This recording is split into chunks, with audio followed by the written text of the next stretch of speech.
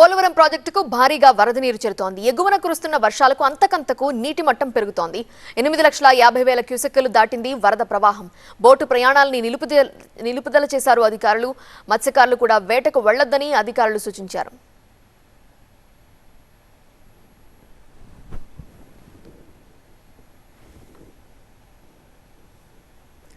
మెదక్ జిల్లాలో వర్షాల ప్రభావం తగ్గినా వరద ఉధృతి మాత్రం కొనసాగుతోంది.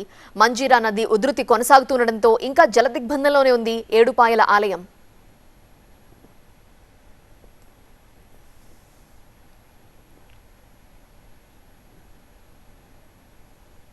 వర్షాలు వరదలతో కామారెడ్డి జిల్లాలో పలుచోట్ల భారీగా రైల్ ట్రాక్లు దెబ్బతిన్నాయి. రామేశ్వరపల్లి తిప్పాపూర్ మధ్య దెబ్బతింది రైలు.